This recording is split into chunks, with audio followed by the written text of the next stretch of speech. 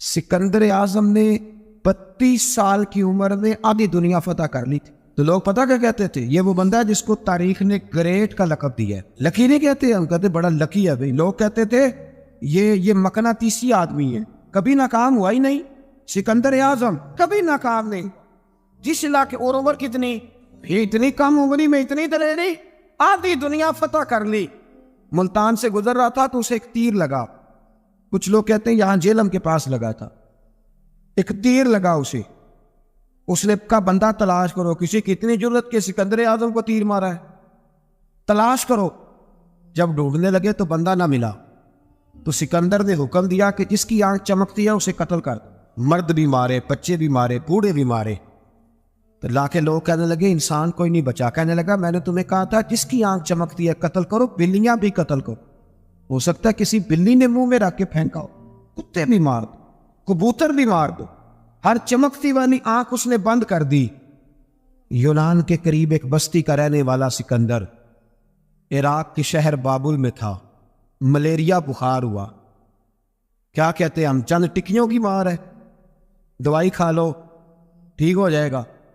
Malaria بخار ہوا. 32 سال. کچھ لوگوں نے کہا نہیں 2 مہینے کم، 33 سال عمر ہو چکی تھی. تو سکندر اعظم زمین پہ بیٹھا ہے، ایڑیاں رگڑ رہا ہے. موت کا جھٹکا لگا، موت کا. ہوئے نامور بے نشاں کیسے کیسے، زمین کھا گئی نوجوان کیسے کیسے. جگہ جی لگانے کی دنیا نہیں ہے، یہ عبرت کی جا ہے، کوئی تماشا نہیں ہے. ایڑیاں رگڑ رہا ہے. 2 ہفتے کا سفر رہ گیا تھا گھر پہنچنے کا. تو سکندر ایک صوبے کا، ایک ملک کا، ایک چھوٹے سے علاقے کا سربراہ نہیں. سکندر آدھی دنیا فتح کرنے والا. پلیٹ میں رکھ کے کسی نے حکومت نہیں دی، خود محنت کر کے فتح کی. لیکن سکندر ایڑیاں رگڑتا ہے، زور زور سے زمین پہ مارتا ہے اور کہتا ہے کوئی ہے جو مجھ سے میری ساری سلطنت لے لے اور مجھے صرف 2 ہفتے کی زندگی دے دے. میں پردیس میں نہیں مرنا چاہتا، گھر مرنا چاہتا. کوئی مجھے 2 ہفتے کی زندگی، 2 ہفتے، کوئی 2 ہفتے. مٹی دے تو مٹی رہنا ایمی کا دی بلے بلے. اج مٹی دے اتے بندے آتے، کل مٹی دے تھلے کا کوئی مجھے مہلت لے دے. لیکن رب کا قانون ہے جب وقت آ جاتا ہے پھر مہلت. میرے بھائی اپنی زندگی نہ عاجزی میں، جھوک کے، سادگی میں، کونے میں دنیا کی پروٹوکول ختم ہوں گے. اصل پروٹوکول وہ ہے جو اللہ قیامت کے دن عطا فرمائے. میرے نبی پاک نے فرمایا امیر جو ہوں گے، امیر وہ چیونٹیوں کی شکل میں ہوں گے اور غریب اپنے پیروں کے نیچے انہیں مسل کے چلے جائیں. یہ وہ والے امیر جو تکبر کرتے تھے. ورنہ تو امیر حضرت عثمان غنی بھی ہیں، حضرت عبد الرحمن ابن عوف بھی ہیں، حضرت سلمان علیہ السلام. جو امیر تکبر کرے، اکڑ جائے، اگر امیر ہو عاجزی اختیار کرے تو پھر تو اللہ اسے جنت بھی عطا فرماتا ہے. تو میرے بھائی اپنے آپ کو سمیٹیں. ہم جانے کے لیے جن کی عمریں میری طرح 40 سال کی طرف سفر کر رہی ہیں نا، وہ آدھی زندگی جی چکے ہیں، باقی آدھی پتہ نہیں ہے. لوگ اتنا لمبا یاد نہیں رکھتے. حضرت مولا علی قبرستان گئے تو قبر والوں سے کہنے لگے قبر والوں تمہارا کیا حال ہے؟ تو ایک مردہ قبر کے اندر سے بول کے کہنے لگا علی کفن پھٹ گیا ہے، ہڈیاں چور چور ہے، مال تو پتہ نہیں کہاں رہ گیا پر حساب دینا پڑ رہا ہے. آپ بتائیے پیچھے ہمارے گھر والوں کا کیا حال ہے؟ تو حضرت علی فرمانے لگے جہاں تم بیٹھتے تھے وہاں کوئی اور بیٹھنے لگ گیا. تمہاری بیویوں نے نئے نکاح کر لیے، تمہارے دوستوں نے نئے دوست بنا لیے. اب تو لوگ تمہیں یاد بھی نہیں کرتے، اب تو تمہارا ذکر ہی کوئی نہیں کرتا. اب تو ختم ہو گیا تمہارا تذکرہ بھی. کوئی تذکرہ اسی کا رہے گا جس نے رب کو یاد کیا اور پھر رب نے اس کا چرچا کیا، اس کا تذکرہ رہے. اپنے آپ کو ایک موقع پر بھی کبھی متکبر نہ ہونے. عاجزی حسن ہے زندگی کا. خزانہ آئے تو قارون نہ بنے، محل بنائے تو شداد نہ بنے. اگر اللہ تعالیٰ دولت دے تو کبھی بھی اپنے آپ کو نمرود اور فرعون نہ بننے دے. اقتدار ملے تو کبھی بھی اپنے آپ کو ہلاکو خواہ اور چنگیز خواہ نہ بناؤ. اور اگر نمازی بنو تو وہ والے نمازی بنو جو نمازی بھی ہوتا ہے. حضرت عمر فاروق کو کسی نے عید والے دن دیکھا تو عمر رو رہے تھے. چھوٹی عید والے دن. ہمارے ہاں تو لوگوں نے ڈیک تیار کر کے رکھ لیے ہیں تیاری ہو گئی ہے. چاند رات کو جو نیکیاں کمائی ہیں وہ ساری شیطان کے حوالے کریں گے معاذن اللہ ماشاء. اس کو کہیں گے لے جا، ہم نے کمائی ہیں تیرے لیے. فوراً پہلی رات ہی ادھر اعلان ہوا نہیں، ادھر تماشے لگے نہیں معاذن. حضرت عمر عید والے دن رو رہے تھے. کسی نے کہا عمر یہ خوشی کا دن ہے آپ رو رہے ہیں، تو فرمانے لگے خوش تو وہ ہونا جس کو یقین ہے کہ اس کا نماز روزہ قبول ہو گیا. مجھے تو ابھی پتہ ہی نہیں میرا قبول ہوا ہے کہ واپس کر دیا جائے گا. جاؤ مجھے کچھ خبری سناؤ آ کے کہ میرا قبول ہوا. وہ تو بے نیاز ہے، وہ تو دل کرے تو کہے جا اٹھا کے لے جا، تیرا مجھے پسند ہی نہیں.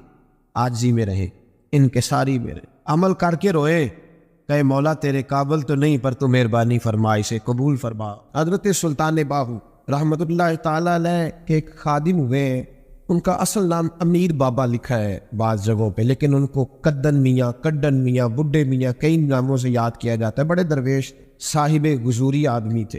اکثر لوگ دم درود کرانے آتے تھے ان کے پاس. بزرگوں کے پاس لوگ آتے ہیں، اللہ کے بندے دعا کرتے ہیں تو اللہ خیر فرما دیتا ہے. آج کل کا زمانہ نہیں، اب تو دکانداری ہے نا، ٹوکن چلتے ہیں تو اللہ تعالیٰ خیر کرے.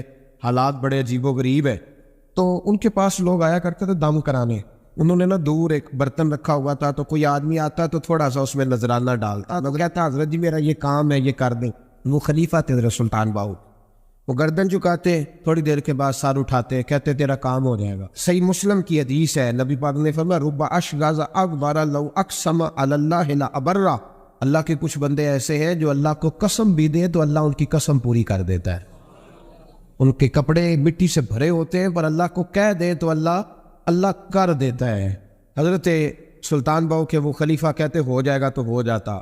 پھر کوئی بندہ آگے کہتا یہ نذرانہ ڈال دیا تو کام گردن جھکاتے، کہتے اپنے پیسے نکال کے لے جا، تیرا کام کوئی نہیں ہونا. ایک دفعہ کچھ سید زادیاں آ گئیں، انہوں نے آ کے نا اس زمانے میں 100 روپیہ سمجھ لے کہ آج کل ₹1,00,000 بابا جی کے نذرانے والے گلے میں ڈالا اور آ کے کہا کہ بابا ہمارے نا ایک بچے کو سزائے موت ہو گئی اور حلفاً بتاتے ہیں کہ ناجائز پھانسی کا حکم ہوا ہے، تو تیری رب رسول کی بارگاہ تک رسائی ہے، مہربانی کر، سیدوں کا بچہ ہے، مہربانی کر. بابا جی نے گردن جھکائی اور کہا اپنا 100 روپیہ نکال کے لے جاؤ، مشکل ہے بچہ بچے تو میں کچھ نہیں کر سکتا. سید آدمیاں تھی، روتی ہوئی لوٹ گئیں. بچے کی نانی زندہ تھی، ان کو جا کے بتایا تو وہ رونے لگ گئیں، کہنے لگی تمہیں بات نہیں کرنی آئی. اللہ کے بندے بڑے نرم دل ہوتے، تمہیں منانا نہیں آیا، ورنہ یہ ہو سکتا تھا. میں جاتی ہوں. وہ آئی، 100 روپیہ ڈالا اور بابا جی امیر صاحب کے پاس بیٹھ کے کہنے لگی بابا بات یہ ہے کہ ہم سید ہیں، ہے سارا ہمارے گھرانے کا، پر چلو آج تک رسائی تیری ہے، آج کل تیرے تعلقات مضبوط ہے تو مہربانی کر، کوئی غلط بات نہیں، بچے کو پھانسی غلط ہو رہی، مہربانی کر. بابا کہنے لگا اماں میرے بس میں نہیں، میں بھی تو اللہ کا کمزور بندہ ہوں نا، مالک کا کمزور بندہ ہوں. وہ ضروری نہیں، دعا پہ فضل ہوتا ہے، اگر اس کی مشیت ہو تو پھر بندہ کیا کر سکتا ہے. تو اماں یہ کام نہیں ہو سکتا. تو اماں رونے لگ گئی، کہنے لگی کوئی نہیں، میں قیامت کے دن حضور کی بارگاہ میں تیری شکایت کروں گی، میں کہوں گی کہ میں نے بتایا تھا میں سید ہوں، اس نے توجہ ہی نہیں کی، میرا کوئی خیال ہی نہیں کیا. بابا صاحب فرمانے لگے اماں پیسے نہ نکالنا، جا تیرا کام ہو جائے گا، جا تو ہو گیا تیرا مسئلہ ہو جائے گا.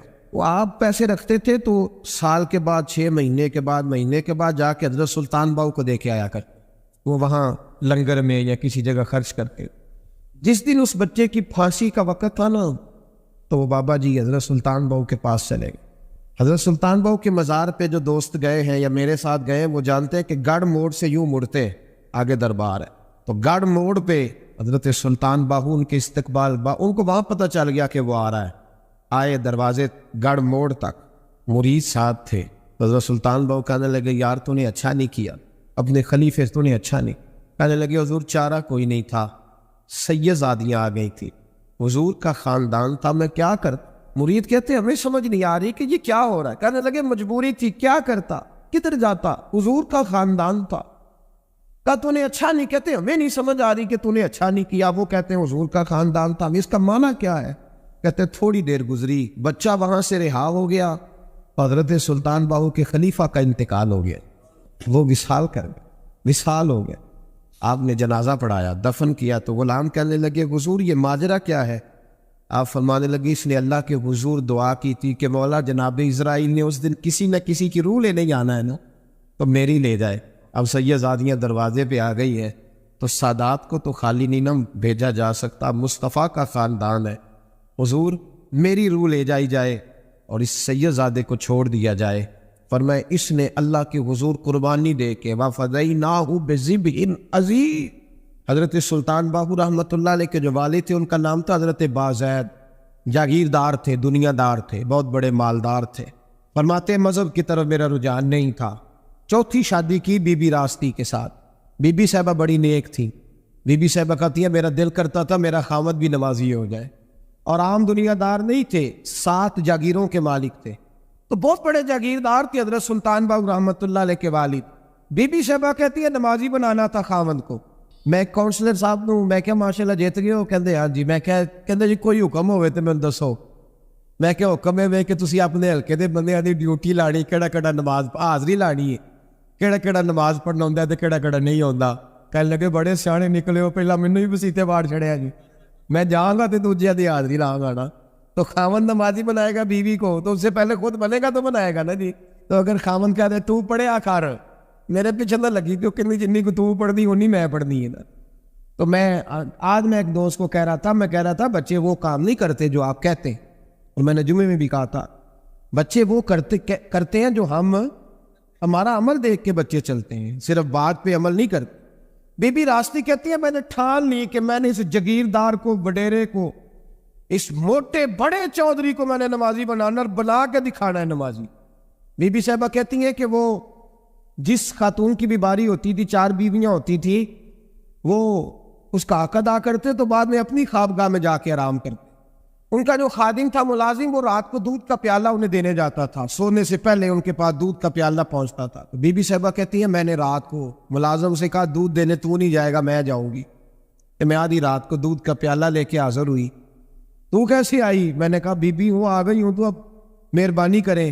میں نے کہا اگر اجازت دیں تو آپ کے پیر نہ دبا دوں؟ چل دبا دے۔ بی بی کہتی ہے پیر دباتے دباتے میں نے کہا اگر اجازت دیں تو صبح نماز کے لیے جگا دوں، یہ نماز کی تبلیغ ہو رہی ہے۔ تو بابا جی پتہ کیا کہتے ہیں حضرت بازید؟ کہنے لگے تو مجھے جانتی نہیں، خبردار مجھے تبلیغ کرنے کی کوشش کی، اس گھر میں رہنا ہے تو سانس اونچا نہ لینا، پتہ ہے تو کس کے ساتھ بھی آئی، خبردار۔ کہتے میں چپ کر کے آ گئی۔ اگلے دن پھر دودھ لے کے پہنچ گئی تو انہوں نے آنکھ کھول کے دیکھا میری طرف، پھر آ گئی ہے۔ میں نے کہا میرے خاوند ہے، میرے سر کے تاج ہے، پیر دبا دوں؟ دبا دو۔ کہتے میں نے 10 منٹ پیر دبائے تو میں نے کہا اگر جان کی امان پاؤں تو فجر میں جگا دوں؟ میں نے جلال فرمایا۔ کہنے لگے تجھے کہا تھا نا کہ مجھے کسی کا مشورہ قبول نہیں، تو کون ہوتی ہے مجھے بات کرنے والی، چل دوڑ جا۔ بی بی صاحبہ کہتی ہے میں 10 دن جاتی رہی۔ کتنے دن؟ انہوں نے سختی بھی کی، برا بلا بھی کہا، اور کئی دن یہ بھی کہا کہ کل آئی تو پھر یاد رکھنا۔ کہتی ہے 10ویں دن میں گئی تو حضرت بازید کہتے ہیں میرے دل میں خیال آیا یہ جان چھوڑنے والی نہیں، یہ باز نہیں آئے گی، اور چلو ہے بھی تو میری بیوی، غلط بات بھی کوئی نہیں کر رہی، کہہ بھی نماز کر رہی ہے۔ کہنے لگے اگر میں سویرے اٹھ جاؤں تو پھر دوبارہ تو نہیں آئے گی، تو دوبارہ تو نہیں آئے گی۔ یہ دیکھیں میاں بیوی کا آپس میں رشتہ، سویرے اگر میں اٹھ جاؤں نماز کے لیے تیرے کہنے پہ تو میری جان چھوڑ دے گی تو؟ بی بی صاحبہ کہنے لگی میں دوبارہ نہیں آؤں گی، آپ مہربانی کریں سویرے اٹھ جائیں۔ کہنے لگے چل تو میری بیوی ہے، ایک بار مان لیتا ہوں تیری بات، سویرے جگا دینا۔ بی بی راستی کہتی ہے میں پہلے سو کے اٹھا کرتی تھی، وہ رات میں سوئی نہیں، کہتی میں ساری رات رو کے گزار دی، ساری رات، اور بیدار رہ کے گزار دی۔ سویرے فجر کے وقت پانی گرم کیا، بغل میں مصلی لیا، خامد کو بیدار کیا، وضو کرایا، اور کہتی ہیں جب وہ اللہ اکبر کہہ کے سنتوں کی نیت باندھی تو میرے اس طرح آنسو گرے جیسے سیلاب آتا ہے اور دریا کا بند ٹوٹتا ہے، اور میں نے رو کے کہا مولا میرے اختیار میں یہیں تک تھا، میں مصلی پہ کھڑا کر سکتی ہوں، میں دل تو نہیں نہ بدل سکتی، وہ تیرے قبضے میں ہے، مقلب القلوب ہے، فضل کار اس کا دل بدل دے۔ فرماتی ہے میں روتی رہی، 2 رکعتیں پڑھ کے میری طرف دیکھا تو فرضوں کی نیت باندھ لی، اور 2 فرض پڑھ کے پھر میری طرف دیکھا، کہنے لگے خبردار سویرے جگانے آئی تو؟ میں نے کہا جی نہیں جگاتی۔ میری طرف دیکھ کے کہنے لگے تو نہیں جگائے گی آج کے بعد میں تجھے نماز کے لیے جگاوا کروں گا، میں تجھے جگاؤں گا۔ آپ فرمانے لگی وہ نمازی بن گئے، میں پہلے ہی نمازی تھی، جب ان 2 نمازیوں کا ملاپ ہوا تو اللہ نے سلطان باہو جیسا بیٹا حضرت عمر بن عبدالعزیز عراق میں رہنے والی ایک عورت تھی.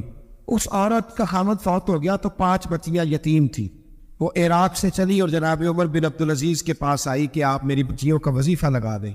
وہ کہتی ہے جب میں پہنچی نا یہاں تو اب تو استقبال آنا جانا بڑے معاملات ہیں. اب تو بچی کی بارات آئے اور 5 7 10 20 لوگ دروازے پہ کھڑے نہ ہوں تو بارات ناراض ہو جاتی ہے. کہتے ہمارا استقبال ہی کسی نے نہیں کیا.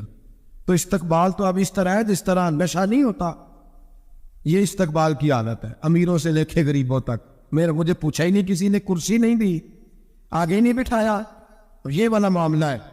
اور میں میری طرح کے لوگ نیک لوگوں کی بات نہیں کرتا. اب تو ہم دیکھتے فلاں مولانا کا استقبال ہو رہا ہے, فلاں کے لیے لوگ کھڑے ہو رہے ہیں, نعرے لگ رہے ہیں. اور اب تو میں دیکھتا ہوں ایسے ایسے ہاتھ لہراتے ہیں صوفی اور درویش کہلانے والے, جیسے سیاسی لیڈر لہرایا کرتے. یہ کیا طریقہ ہو, یہ کون سا طرز زندگی؟ میرے نبی پاک صلی اللہ علیہ وسلم نے فرمایا جو خواہش کرے کہ میں آؤں اور لوگ کھڑے ہوں وہ تو جہنمی ہے, تو دوزخی ہے. سارے وہی طریقے ہمیں اختیار کرتے جا رہے ہیں, وہی پروٹوکول ہے ہر جگہ. وہ لوگ جن کے دروازے کھلے ہونے چاہیے تھے وہاں بھی ہر وقت کے لیے معاملات طے ہو گئے. یاد رکھیں میرے نبی پاک علیہ الصلوۃ والسلام نے جو تعلیمات دی, حضرت عمر بن عبدالعزیز رحمۃ اللہ تعالی علیہ. عورت کہتی ہے میں پہنچ گئی, میں نے لوگوں سے پوچھا گھر کہاں ہے, تو کہا وہ جہاں بوری لٹک رہی ہے نا باہر ٹاٹ کا پردہ لگا ہوا ہے وہ حضرت عمر بن عبدالعزیز کا گھر ہے. کہتی ہے میں دروازے پہ دستک دی, ایک عورت نے دروازہ کھولا تو مجھے بی پی جال کے اندر بلایا. تو ان کے گھر کے اندر جب میں داخل ہوئی تو بڑا سارا سین تھا, ایک جانب کنواں لگا تھا, ایک طرف ایک بڑا درخت تھا, اور ایک چھوٹا سا بنائی ہوئی تھی جگہ برتن دھونے کے لیے. اور بی بی نہ برتنوں کو مٹی لگا کے صابن لگا کے بیٹھی ہوئی تھی, کام کر رہی تھی وہ عورت. مجھے اس نے درخت کے نیچے بٹھایا, پانی پلایا. کیسے آئی ہو؟ میں نے کہا امیر المومنین سے ملنا ہے. کہنے لگی بیٹھو تھوڑی دیر میں آ جاتے. کہتی تھوڑی, میں نے سمجھا گھر کی کوئی ملازمہ ہے, میں بیٹھ گئی. تھوڑی دیر گزری پھر دستک ہوئی, اس بی بی نے اٹھ کے دروازہ کھولا. تو جب وہ شخص اندر آئے تو کہنے لگی بڑی دیر سے برتنوں کو صابن لگا کے بیٹھی ہوں, کہاں رہ گئے؟ کہتی ہیں وہ صاحب کہنے لگے بس ذرا مصروف ہو گیا تھا. دوڑے گئے, کنویں سے پانی نکالا, بی بی کو دیا, اس نے برتن دھوئے. کہتی ہے پھر تھوڑا سا سرکہ اور ایک رات کی روٹی وہ لائی, اس شخص نے کھائی. میں نے کہا کہ یہ دونوں گھر کے ملازم ہیں, میاں بیوی کام کرتے ہیں. جب وہ کھانا کھا چکے تو وہ عورت میرے پاس آئی, کہنے لگی اٹھ کے مل لو امیر المومنین سے. میں نے کہا کون امیر المومنین؟ تو کہنے لگی کب سے تو آئے ہیں, یہ جس نے کنویں سے پانی نکالا یہی مسلمانوں کا امیر ہے, اور یہ جس نے درخت کے نیچے بیٹھ کے سرکے سے روٹی کھائی ہے یہی ہے. یہ فرشتوں کی داستان نہیں, یہ وہ لوگ ہیں.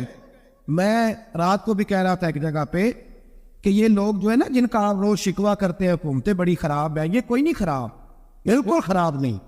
اتنے سیاسی لیڈر ہیں سارے صحیح ہیں. خراب وہ لوگ ہیں جو انہیں ووٹ دے کے لیڈر بناتے ہیں, بالکل خراب نہیں. میں تو ان کے حق میں ہوتا جا رہا ہوں. ناراض ہو گئے نا آپ لوگ, اللہ کرے تسی ہو جاؤ تو اگلے الیکشن سے سیانے بھی ہو جاؤ. آمین تو کہہ دیں. میں نے کوئی مشورہ نہیں دینا, اس لیے کہ میری نظر میں کوئی ایسا شخص نہیں جس کے لیے میں آپ سے کہہ سکوں کہ ووٹ دے. اور ہم تو ایسی بات کریں تو کئی لوگ ناراض ہو کے چلے جاتے ہیں, لیکن کوئی پرواہ نہیں, اس لیے کہ یہ دین میرے نبی پاک کا دین صرف مسجد کا دین نہیں. انشاءاللہ آئندہ جمعہ نظریہ پاکستان بیان کروں گا اور بتاؤں گا کہ پاکستان کا مطلب کیا, لا الہ الا اللہ محمد رسول اللہ صلی اللہ علیہ وسلم. حضور کا جو قرآن نافذ ہوگا مسجد میں, وہ قرآن کچہری میں بھی نافذ ہوگا انشاءاللہ. اور وہ قرآن نافذ ہونے آیا ہے, اسمبلیوں میں وہی قرآن نافذ ہوگا انشاءاللہ. اور یہی چراغ جلے گا تو روشنی ہوگی. بیان کریں گے اور ڈٹ کے بیان کریں گے, آپ کو بتائیں گے. بات جو بات سمجھا رہا ہوں فی الوقت وہ سمجھے, مجرم وہ نہیں جو بڑا بن کے لوٹتا ہے, مجرم وہ ہے جو اس کو سپورٹ کرتا ہے, جس نے اسے بڑا بنایا ہے. یہ یاد رکھ لیں. ہماری کوئی بچت نہیں ہوگی, ہم سے پوچھا جائے, ہم سارے کچہری میں کھڑے ہوں گے, اللہ سوال کرے گا کہ تم بتاؤ تم ان کے مددگار کیوں بنے تھے, تم سپورٹ کیوں کرتے تھے, یہ پوچھا جائے گا اور ہم نے جواب دینا ہے. بہرحال عام دام برسر مطلب جناب عمر بن عبدالعزیز رحمۃ اللہ علیہ کے وہ بی پی کہی تو کہنے لگی کہ یہ امیر المومنین نے کہا. وہ اٹھ کے حاضر ہوئی, کہا حضور میں عراق سے آئی ہوں, میرا خامد فوت ہو گیا, میری 5 بیٹیاں ہیں, وظیفہ لگا دے. وہ بی بی کہتی ہے میرا دل تھا کہ یتیم بچیوں کا 100 دینار سال کا لگا دیں گے تو بڑی بات ہے. کہتی ہے جب میں ان کے پاس گئی تو حضرت عمر بن عبدالعزیز کو بتایا تو وہ رونے لگ گئے اور مجھ سے معافیاں مانگنے لگی. میں نے کہا حضور آپ کیوں معافی مانگتے ہیں؟ تو کہنے لگے اس لیے معافی مانگ رہا ہوں کہ تو میری رعایا میں تھی اور تیری 5 بچیاں یتیم تھی, تجھے خود چل کے آنا پڑا ہے. میرا کام تھا تیری خبر لیتا, معاف کر دے اللہ کی رضا کے لیے. انہوں نے وظیفہ لکھنا شروع کیا تو میری ایک بچی کا 1000 دینار سال کا لکھا. میں نے کہا اللہ تیرا شکر ہے. پھر دوسری بچی کا 1000 لکھا تو میں نے کہا اللہ تیرا شکر ہے. تیسری کا 1000, چوتھی میں نے کہا شکر ہے. جب چوتھی کا لکھا تو میں نے کہا اللہ آپ کا اقبال بلند کرے, اللہ آپ کو ہمیشہ اسی طرح پھلتا پھولتا رکھے. کہتے ہیں جناب عمر بن عبدالعزیز نے قلم رکھ دیا, فرمانے لگے میں 5ویں کا وظیفہ نہیں لکھوں گا, 4 بہنوں سے کہنا بانٹ کے اسے بھی دے دیں. کہا حضور کیوں؟ آپ فرمانے لگے جب تک تو اللہ کا شکر ادا کر رہی تھی میں بھی رب سے جڑا ہوا تھا اور اللہ سے ڈر کے لکھ رہا تھا. اب تو نے میری تعریف کی ہے, اب میری ذات آ گئی ہے, اب میں اگر یہ وظیفہ لکھوں گا تو اس سے اللہ راضی نہیں ہوگا, اس سے میرے نفس میں ریا پیدا ہوگی. اب میں 5ویں کا نہیں لکھوں گا, جا اور جا کے عراق کی گورنر کو دے. بی بی کہتی ہے میں گھوڑے پہ بیٹھی اور میں چند دنوں کے بعد عراق پہنچی. جب سویرے آ کے میں نے والی عراق کو رکا دیا تو وہ چیخ مار کے رویا. میں نے کہا کیا ہوا؟ تو کہنے لگا بی بی آج رات کو حضرت عمر بن عبدالعزیز کا انتقال ہو گیا, فوت ہو تو انتقال کر. کہتی میں بھی تڑپ کے روئی. میں نے کہا میری یہ 3 بچیوں کا کیا بنے گا؟ تو وہ گورنر کہنے لگا تیرے وظیفے جاری رہیں گے, تجھے ملتے رہیں گے. تو کہنے لگی کیسے؟ کہنے لگا میں اگر تو گورنر رہا تو تیرا وظیفہ جاری رہے گا, اور اگر گورنری سے اتر بھی گیا تو میں ذاتی طور پہ مالدار ہوں, پھر بھی تیری بچیوں کے ماہانہ پیسے پہنچتے رہیں گے. میں نے کہا تو کیوں دے گا؟ کہتی وہ رو پڑا. کہنے لگا اگر امیر حضرت عمر بن عبدالعزیز جیسے ہو تو پھر اللہ گورنروں کے دلوں میں بھی رحم ڈال دیا کرتا ہے, پھر میرے جیسے لوگوں کو بھی وہ بدل دیتا ہے. حضرت عمر بن عبدالعزیز گھر آئے, 3 بیٹیاں تھیں. ایک کو آواز دی وہ آئی تو اس نے منہ پہ ہاتھ رکھا ہے, دوسری کو آواز دی وہ آئی تو منہ پہ ہاتھ رکھا ہے, تیسری کو آواز دی تو منہ پہ ہاتھ رکھا ہے. آپ نے اپنی بیوی سے کہا کہ یہ بچیاں منہ پہ ہاتھ کیوں تینوں نے رکھا ہوا ہے, کیا بات ہے؟ تو بی بی رو پڑی. کہنے لگی 4 دن ہو گئے میری بیٹیاں پیاس سے روٹی کھا رہی ہیں, 4 دن ہو گئے, ان کے منہ سے بدبو آتی ہے, اس لیے وہ آپ کے سامنے آتی ہیں تو منہ پہ ہاتھ رکھ لیتی ہیں 4 دنوں سے. بی بی رو رہی ہے. حضرت عمر جلال میں آ گئے. آپ فرمانے لگے تو یہ رو رہی ہے, تو روئی ہے, تو نے میرے گھر میں رہ کے اللہ کی ناشکری کی ہے, تو شکر ادا نہیں کرتی کہ 3 وقت پیاز اور روٹی تجھے گھر کی 4 دیواری کے اندر مل جاتا. رو رہی ہے. اور میں میرے ساتھ باہر نکل, تجھے وہ لوگ دکھاؤں جو جھوپڑیوں میں رہتے ہیں اور مانگ کے کھاتے ہیں. تجھے دکھاؤ اتنی ناشکری کہ گھر کے اندر پیاز پہنچ رہا ہے, روٹی پہنچ رہی ہے, اور تو کہتی ہے میری بیٹیاں پیاز سے کھاتی ہیں. شکر کر فاقے نہیں کاٹنے پڑے. پھر اگلے لفظ کہے تو رو پڑے. فرمانے لگے میں نے تو مصطفیٰ کے وہ حالات بھی سنے ہیں جس میں کئی دن بی بی فاطمہ نے فاقے کی. تو گھر کے اندر پیاز پہنچ رہا ہے تو ابھی بھی سادگی, عاجزی اور قناعت نعمت تھی ان لوگوں کی. ہمارے ہاں روز شکوا ہے, کس بات کا؟ گاڑی کوئی نہیں. روز رونا ہے, کس بات کا؟ بنگلہ کوئی نہیں. روز رونا ہے, کس بات کا؟ بینک بیلنس کوئی نہیں. 10 جوڑے کیوں نہیں عید پہ آئے؟ اور یہ صرف عورتوں کا مسئلہ نہیں, ہمارے اندر بھی یہ بات بدرجہ اولا. ہم روز اپنے آپ کو مسکین کہتے ہیں, غریب کہتے ہیں, لاچار کہتے ہیں, مجبور کہتے ہیں. کبھی دیکھو جو جھونپڑیوں میں رہتے ہیں, کبھی پلٹ کے دیکھو لوگوں کی طرف جو پیدا ہوئے تو آنکھیں کوئی نہیں تھی, ہاتھ کوئی نہیں تھے, پیر کوئی نہیں. وہ دیکھو جو پیدا ہوئے تو سر پہ باپ کا سایہ کوئی نہیں تھا. کیسے کیسے لوگ وقت گزار رہے ہیں. ہم روز آ کے کہتے ہیں کاروبار ٹھنڈا ہو گیا ہے, حالات بڑے خراب ہو گئے, ہم بڑے مجبور. کیا ہو گیا صاحب؟ اللہ کے دن ہے سارے, اللہ کے دن ہے. مسل اچھا ہے نہ فراق اچھا ہے, یار جس حال میں رکھے وہی حال اچھا ہے. دینی مجالس اور دینی محافل جتنی بھی ہوتی ہیں اس میں کسی ایک خاص عنوان کی طرف ہمارے علماء ہماری توجہ دلاتے ہیں.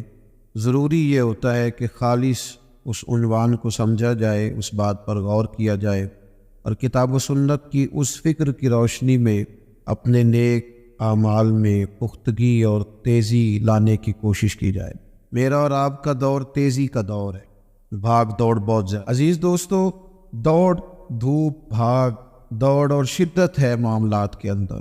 کچھ لوگوں کو ایسی چیزوں کی بھی جلدی ہے جن میں جلدی نہیں کرنی چاہیے. اور وہ دوڑ ساری کس بات کی ہے؟ پیسے میں آگے گزرنے کی, شہرت میں آگے گزرنے کی, فیمس ہونے کی, کسی بھی چیز پر بہت ساری, کسی بھی صورت میں بہت ساری چیزوں کو جمع کر لینے. یہ دوڑ شدت اختیار کر گئی.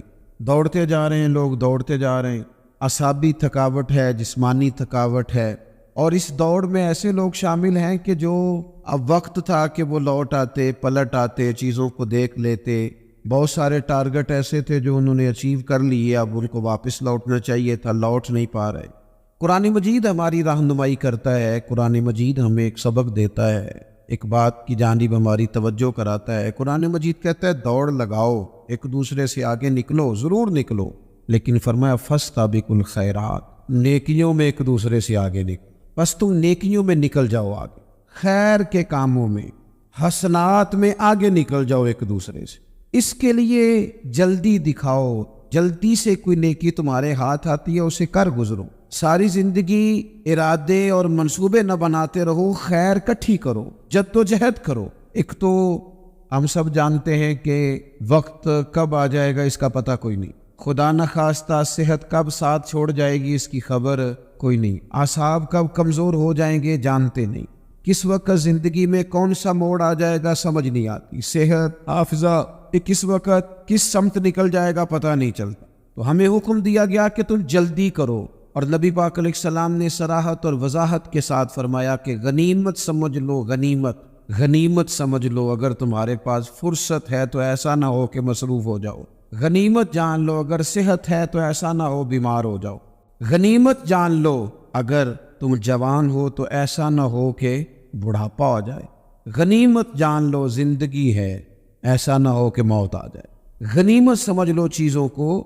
اور اپنے لیے حسنات جمع کرو۔ میں دیکھتا ہوں بہت سارے لوگ ایسے ہیں جو خیر کر سکتے ہیں لیکن وہ تو منصوبہ ہی بنا رہے ہیں، بڑی دیر ہو گئی منصوبہ بنے، پروگرام بنا رہے ہیں۔ ہمارے بزرگ جو تھے وہ کام کرتے تھے، درختوں کے نیچے بیٹھ کے کرنا پڑا تو شروع کر دیا، انہیں کسی گلی چوک چوراہے میں خیر کی بات کرنی پڑی تو انہوں نے کر دی۔ ان لوگوں کو اگر گلی سے پتھر اٹھا کے نیکی جمع کرنے کا موقع ملا تو انہوں نے لوگوں کے لیے رستہ صاف کرنا شروع کر دیا۔ اگر ان لوگوں کو کسی بندے کو خیر کی بات بتا کے دل کو تسلی محسوس ہوئی تو وہ کرنا شروع کر دیا۔ جو نیکی جو خیر ہمارے دائرہ کار میں ہے، دائرہ اختیار میں ہے، ہماری پہنچ، اسے کیوں چھوڑا جائے؟ نبی پاک علیہ الصلوۃ والسلام نے فرمایا نیکی کو کبھی حقیر نہ سمجھو، کچھ نہ ہو سکے تو مسلمان بھائی سے مسکرا کے ملاقات کر لینا، اللہ صدقے کا ثواب عطا کر دے گا۔ آپ نے کافی ساری ماشاءاللہ سبحان اللہ کہی ہے، پر یہ مسکرا کے ملنا آج کل مشکل ہو گیا یہ کام بھی، کیونکہ یہ دور ہے ناراض لوگوں کا دور، اس میں ہر کوئی کسی نہ کسی سے ناراض ہے، تو مل تو لیتے ہیں مسکرا کے نہیں ملتے، ملاقاتیں تو ہو جاتی ہیں، لوگ تو ہر روز ایک دوسرے سے ملتے ہیں پر یہ دل کم ہی کسی سے ملتے ہیں لوگ، پر ملتے زندگی میں وہ عجیب لمحہ تھا، وہ میرے ساتھ تھا پر میں تنہا تھا۔ لوگ ملتے ہیں پر ملنے کو تیار۔ حضور نے فرمایا نیکی کو حقیر نہ سمجھو، کچھ نہ ہو سکے تو ذرا مسکرا کے مل لینا۔ کیا معنی ہے؟ کسی سے ملنا تو راضی ہو کے ملنا۔ یہ جو مزاجوں میں گھٹن ہے طبیعت بلا وجہ کی ہے، بعض جگہوں پہ کوئی اس کا کوئی شرعی پس منظر نہیں، کچھ نہیں، بلا وجہ۔ نیکیوں میں ذرا جد و جہد کی جائے، کوشش کی جائے، حصول حسنات میں کوشش کی جائے۔ ہم نہ بڑے سست ہیں، دنیا کے معاملے میں چست ہیں اور خیر کٹھی کرنے میں سست۔ جلد از جلد آپ دیکھیں ہمارے بزرگوں نے بہت زیادہ کام کیا ہے، بہت زیادہ۔ اس کی وجہ یہ تھی کہ وہ دوسروں کے کام پہ نہیں توجہ دیتے تھے، اپنے کام پہ توجہ دیتے۔ آج کل ہمارا یہ مسئلہ ہے کہ ہم نیکی اس لیے نہیں کر پاتے کہ ہماری اپنے کام پہ توجہ کم ہوتی ہے، دوسرے پہ زیادہ ہوتی ہے۔ نتیجہ کیا نکلتا ہے؟ دوسرے کئی دفعہ آگے نکل جاتے ہیں اور ہم جو بھی منصوبے بنا رہے ہیں، پروگرام طے کر رہے ہیں، وہ معاملہ پیچھے رہ جاتا ہے۔ تو زندگی میں جلد از جلد خیر جمع کرنے کی کوشش کرنا، جلد از جلد۔ امام بخاری کی عمر 65 سال ہوئی ہے اور قرآن مجید کے بعد وہ صحیح ترین کتاب امت کو دے گئے۔ کو بہت لمبی عمر نہیں، 62 سال عمر مبارک پائی۔ کتنا ہمارے بزرگوں نے کہا، حضرت عمر بن عبدالعزیز کی عمر 39 سال ہوئی، پوری 40 نہیں۔ کتنی خیر بانٹی انہوں نے زمانے۔ کام نہیں کرتے، پروگرام نہیں بناتے، ہم خیر نہیں جمع کرتے۔ خیر جمع کرنے کا وقت تو ہے، فٹافٹ کر لی جائے۔ پھر تو اس طرح کا ٹائم آ جاتا ہے کہ انسان زیادہ نماز پڑھنا چاہتا ہے، نفل پڑھنا چاہتا ہے، اس کا وجود ساتھ نہیں دیتا۔ اس طرح کے اوقات آ جاتے ہیں کہ وہ کچھ خیر کرنا چاہتا ہے، پھر اس کے پاس موقع نہیں رہتا۔ وہ لکھنا، پڑھنا، پڑھانا، سمجھانا چاہتا ہے، پھر قواعد اتنے مضبوط نہیں رہتے۔ جد و جہد کی جائے، کوشش کی جائے، جلد از جلد۔ اللہ کے پیارے رسول صلی اللہ تعالیٰ علیہ وسلم نے فرمایا صحیح بخاری میں حدیث موجود ہے، حضور فرمانے لگے جلد از جلد نیکیاں کر لو اس وقت سے پہلے کہ فتنے رات کے ٹکڑوں کی طرح تمہارے اوپر گریں گے۔ حضور فرمانے لگے وہ ایسا سخت وقت آئے گا کہ بندہ صبح مومن ہوگا تو شام کافر ہو جائے، شام مومن ہوگا تو صبح کافر ہو جائے۔ اور فرمایا لوگ دنیا کے بدلے اپنا دین بیچ ڈالیں گے، اس سے پہلے نیکی کر لو قبل اس کے کہ الجھا دیا جائے، ذہنوں کو پریشان کر دیا جائے۔ کئی جگہ مسائل نہیں بنا دیے گئے، وہ چھوڑو دی یہ تو نفل ہے، چھوڑو دی یہ تو غیر معاقدہ ہے۔ اعلیٰ حضرت فاضل بریلوی فرماتے ہیں جو نفل چھوڑتا ہے نا، ایک وقت آتا ہے سنت کے ترک کرنا شروع کر دیتا ہے، اور تارک سنت ایک وقت آتا ہے کہ واجبات کو چھوڑتا ہے، کیونکہ وہ سیلاب اچانک نہیں آیا کرتے، پہلے چھوٹا سا سوراخ ہوتا ہے، دریا کے کنارے چھوٹا سوراخ ہوتا ہے، بند نہ کیا جائے تو بڑا ہو جاتا ہے، پھر اور بڑا ہو جاتا ہے، پھر وہ سیلاب بن جاتا ہے۔ کیا ہوتا ہے کہ جب ہم دیر کرتے ہیں، آپ دیکھ لیں دنیا داری میں لوگ کتنے آگے نکل گئے، کتنے دنیا داری کی جو چیزیں آئیں وہ غالب ہو گئیں۔ میں آپ سے پوچھا ہوں جتنے لوگوں کے پاس موبائل ہیں اتنے لوگ نمازی بھی ہیں؟ موبائل بعد میں آ کے غالب ہو گیا سب پہ، اور نماز آپ یہ ایوریج نکالیں نا، جتنے لوگ فیس بک پہ ہیں اتنے لوگ دینی تعلیم کے میدان میں بھی ہیں، پڑھنے پڑھانے کا مزاج بھی رکھتے ہیں۔ جتنی نصیحتیں کرنے میں آج لوگ نکلے ہوئے ہیں، کیا اتنی خیر بھی دنیا میں بٹ رہی؟ جتنی جدید ٹیکنالوجی آ گئی سب ہم نے حاصل کر لی، بری بات نہیں، ٹھیک ہے، اچھی بات، لیکن سوال یہ ہے کہ وہ باتیں جو سالوں سے ہو رہی ہیں اور جو ہمارے دین کے فرائض میں شامل ہے ان پر عمل کب ہوگا؟ اور میں یہ بہت سارے لوگ ہیں نا دعوت دیتے ہیں کہ آپ تشریف لائیں، اس جگہ پہ آ کے کچھ بات کریں، تو میں دوستوں سے کہتا ہوں تقریریں تو اب بڑی سن لی لوگوں نے، تو زمانہ ہو گیا تقریریں کرتے سنتے، سوال تو یہ ہے کہ جو سنا ہے اس پر عمل کس دن کرنا ہے؟ وہ پہلا قدم جو عمل کا ہے وہ کس دن اٹھانا ہے؟ یہ کوئی گورکھ دھندا تو نہیں ہے نا کہ نشستن گفتن برخاستن۔ دیکھیں نا قرآن مجید کی آیات نازل ہوتی تھی، صحابہ دوڑ پڑتے تھے عمل کرنے کے لیے۔